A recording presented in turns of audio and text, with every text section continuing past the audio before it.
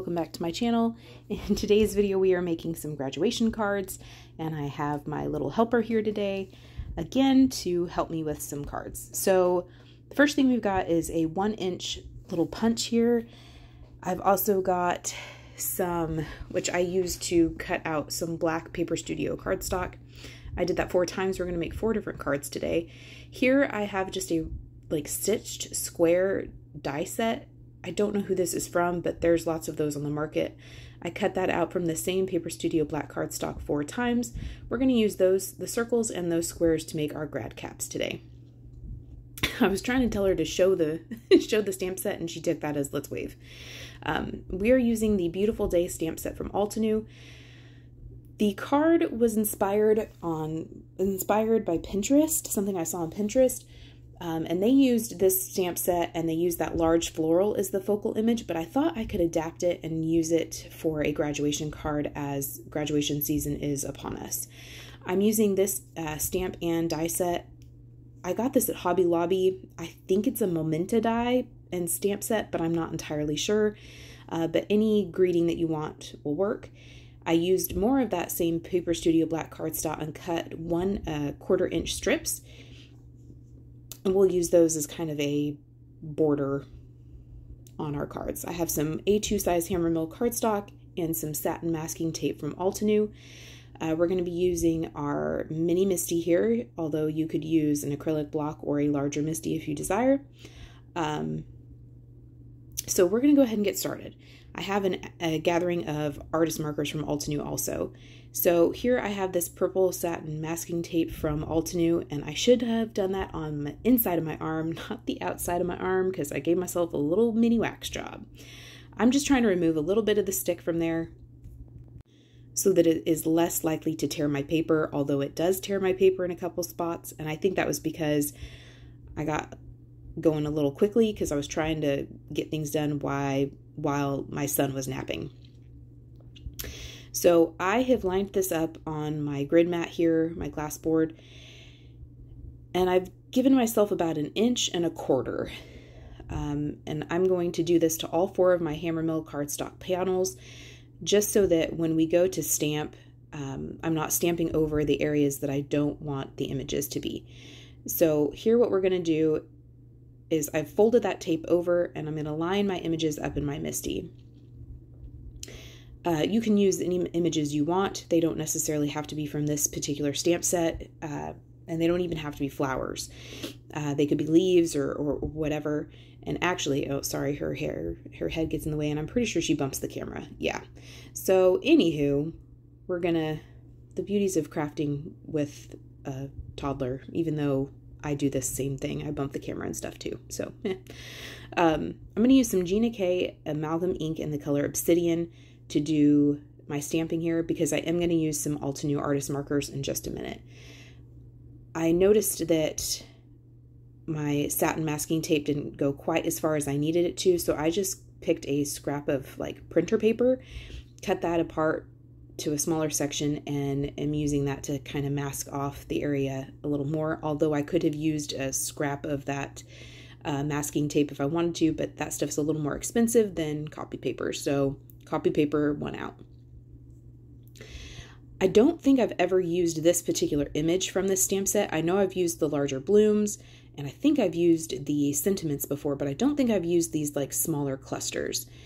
So I do have to stamp these a couple of times just so that I can get like a good impression, and each time I'm making sure that I have my copy paper mask there so that I don't get ink on the left-hand side of that satin masking tape. And we're going to stamp this twice, at least twice, on every single one of these 4 panels that we have. Then I'm going to go through and I'm going to line up some different images. And I'm going to do it to where I can line up multiple things at a time. That bottom stamp is hanging outside of my Misty, and I'm double checking that I've got like good placement and we're going to be able to see all the components. Nothing's going to be completely hidden, which would be useless to stamp. So I'm just kind of getting a lay of the land here. The fact that that one stamp is hanging out at the bottom doesn't matter. It's not going to hurt anything. But this is where using maybe a bigger Misty or a bigger stamping positioner would be of some use. but we were rocking and rolling with this one. So we're going to go ahead and again make sure that our cardstock is completely covered where we don't want any inking and stamping, and then we're going to stamp these images again. These are all from that same Beautiful Day stamp set from Altenew. We're going to stamp them twice, again using that Obsidian Amalgam ink from Gina K, and we're going to do this on all 4 of our panels. Then in order to get this masking tape off, again I did rip it in some places, but if you peel it back on itself you're less likely to rip the cardstock, although I did rip it in a few places, but I think I got going kind of fast and wasn't paying attention. I am going to go ahead and heat set this ink because I am in a hurry. Sorry for that background noise, there's always a crisis. Anyway, I am going to go ahead and heat set this ink because I wanted to use my alcohol markers and I didn't want this ink to smudge and smear. I'm going to be using some artist markers from Altenew. I will list all of the markers I'm using below, but for my reds, I wanted to make 4 different cards just because we have schools in the area that their colors are purple, yellow / orange, blue, and red. Those are kind of some common school colors that we have in this area, so I wanted to make a card that would maybe appeal to each one of those schools. So for the red color combination, I am using, let me find it. I think it's on my other sheet. Coral Bliss, Vineyard Berry, Pink Pearl, and Heartbeat. What I'm doing is I am just putting a dot of the darkest color in the center of the flowers, and then I'm putting the next shade that is darkest, so the darkest mid-tone, kind of fanning out from that, and then I'm working my way from darkest to lightest. And then sometimes I discovered that it was going too dark and I was losing any definition of any colors, any, dimension. And so I would go through and I'd take my lightest color and try to lighten some things up in some areas. And then I would discover that maybe something was too bright and there was no shadows. And so I would bring back that darkest color. This is real time. Artist markers are not my forte, and I really didn't want to do a whole bunch of shading for 2 reasons. One, I'm not very good at it, and these are really small images, so they're not the best ones to practice shading with. And 2, these are not supposed to be the focal point. These are supposed to be the backup dancers to this grad cap that we're going to make. So I'm not going to spend a whole lot of time, but I do want them to look nice, but they are not the focus of the card.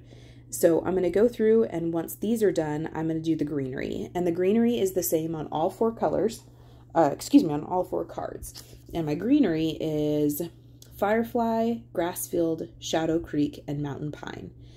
Again, I will list all of these colors below. For the leaves, I followed much the same principle. I would put my darkest color where I felt that there would be some shadows and depth. Some of these leaves actually have lines drawn in them to show veining, and that is where I followed the stamped images to give me a guideline on where my shadows would be and where I would apply my darkest color. And then on the leaves that really didn't have any lines drawn in, I would use either my lightest mid-tone or my lightest color, just so that there was some variation. But the ones that did have like a line or a vein going through them, I would try to use all 4 colors, or at least the darkest 3, just again so that we can get some variation and have some more interest in our greenery. For the orange one, I used Sunray, Chamomile, Autumn Blaze, and Marigold. These are actually not all from the same color family, but I liked this variation a little better. This could kind of lend itself to orange or yellow, so I was trying to kind of kill 2 birds with 1 stone. For my blue color combination, it's Iceberg, Eastern Sky, Ultramarine, and Azurite. I really liked that one, but I like the color blue, so that's not surprising. For our purple combination, we have Wisteria, Ultraviolet, Hydrangea, and Andromeda. Again, the greens are the same for every single one of these cards, and that's Firefly, Grassfield, Shadow Creek, and Mountain Pine. As I was going through and trying to kind of get the lay of the land, I discovered that this cap, the square was just too large. I was trying to make this little circle work and it just looked weird. So I tried a smaller rectangle, or excuse me, a smaller square, and that worked a lot better. So I'm just going to go ahead and take the smaller square and cut it out from the larger one so that I'm not wasting a bunch of cardstock. For the actual part that goes around their head, I'm just taking that circle die, that 1-inch circle punch, and just cutting kind of like a odd looking pie shape. It doesn't have to be exact. It doesn't even have to be symmetrical from side to side. In fact, it looks a little more interesting if it's not, which is good because there's no way in God's green earth I was going to get that symmetrical. One of the things you could do if you were wanting it to be symmetrical, if that looks more pleasing to your eye, is put that back inside the punch and use the punch to give you a more symmetrical curve, I guess you could say. You can just put that back into the punch and punch those curves. I just freehanded it with some scissors. So I'm going to go through and cut all of those squares again from the smaller one, and then continue to cut this kind of odd pie shape using just some sharp scissors, and this smaller square is kind of a template. So that's going to be our grad caps. Now we're going to add some more things to those in a minute just so that they look a little more graduation capish. But for now, I'm still trying to figure out how I was going to do that. So I was moving on to something that I knew. So for this, I went ahead and took just a line of glue along the back side of those 1/4-inch strips, and we're going to glue those along this edge right here, just so that it looks a little more finished. We're going to do that to all 4 cards, and then we're going to flip it to the back. It's just easier for me to see if I flip it to the back, and we're going to trim off any excess that is there. And that's just going to give that front a little more of a finished look. Like I said, our sentiment is coming from that, I believe, like I said, it's a Momenta stamp and die combo, but I'm not entirely sure. And I'm going to use VERSAFINE ink just because I like the deep, dark, rich black that it gives. This ink does typically take a little bit longer to dry, so just kind of be conscious of that. And Peyton, that is my daughter, she and I could not decide if we liked the Celebrate better or if we liked the Best Wishes better. So we're going to do 2 cards with each. So 2 that say Celebrate and 2 that say Best Wishes. I'm just lining that up in the Mini Misty, kind of finding a spot that it looks nice, and we're going to stamp it twice, even though we really didn't need to. These stamped pretty darn well the first time. That VERSAFINE Onyx Black ink is pretty awesome as far as giving you a crisp image the first go. So like I said, we did the Celebrate on 2 cards, and here we've switched to the Best Wishes just to kind of make it look like a finished set, but give you a choice in sentiments in case you didn't want to use the Celebrate, you wanted the Best Wishes. So there's those all stamped in. And the next part is to take some liquid glue and glue those flat to a A2 size card base that is 4 1/4 by 5 1/2. I did have a little bit of one of the card bases. I guess I just didn't cut it very well, and so I just took a pair of sharp scissors and trimmed that off. I'm using the magnets from my glass board to hold these 4 corners in place just so that we can get some good adhesion, and I'm going to continue that through all the cards. Now for the grad caps. I felt like they needed to have some oomph and some definition, and so what I'm going to do is I'm going to flip these rectangles, or excuse me, these squares over, and I'm going to put just a Dollar Tree foam square on the back. And then I'm going to take off the release paper, and then I'm going to kind of center it as best as I can, or like I said, what kind of looks pleasing to the eye, and make these look like kind of a side view of a grad cap. And that's what we have. And that looks pretty darn good to me. I was kind of pleased with that. So I'm going to continue to do that for all 4 of them. Then I'm going to apply liquid glue to the kind of weird pie shape, and then use the foam square to glue these in place. And I'm just trying to find a spot that looks good and fills in a gap, makes everything still visible. I kind of wish that maybe I would have used a larger circle so that I could have used the larger square, because I almost feel like those squares got lost. I I'm going to add a couple more things to them just so that they look more like a grad cap. And I think that does help draw the eye to them and get the message across to what we're doing. But I wish that I maybe would have used a larger circle so that I could have used the larger square. But you tell me in the comments below what you think. So again, to make this look more like a grad cap, I was like, man, these need a tassel, but I don't want to cut a little teeny tiny tassel. It's probably just going to shred and look weird. And I was like, we're just going to cut a piece of black and white baker's twine. This is from Paper Studio, and we're going to glue it in the center. This is about 1.25 inches long, and then I'm going to glue a pearl on the top of it. These pearls are from Amazon. I purchased them a long time ago. I've got gobs of them, but I really, really like them. And so that makes it look like the button that holds the tassel. And I think these little finishing touches, here I'm trying to kind of fray the end of the baker's twine just so that it looks more like a tassel at the end. I ended up not doing that for the other cards. I didn't necessarily like how that looked, but that is an option.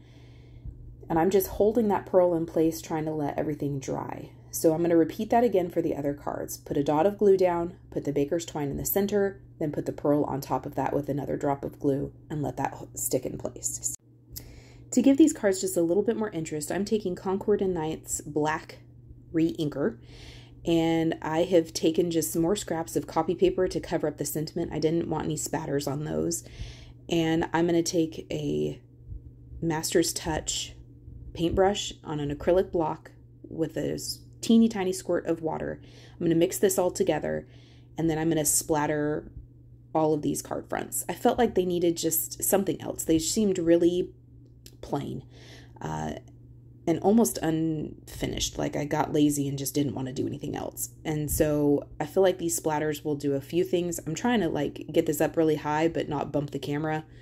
I think I end up bumping the camera, but I'm just running that paintbrush along the edge of the acrylic block just to get some splatters. I have discovered that these paintbrushes from Master's Touch, so from Hobby Lobby, I don't think I really like them for anything, but they worked well for this particular method of applying splatters. I've tried to do it on my glass surface and just use my finger to tap on splatters. I don't like how that goes. I used a shorter brush today, a shorter round brush, and I think that worked a little bit better for me. So these are the cards all done. I did let them dry, and I do think that they turned out well. I am glad I added the splatter.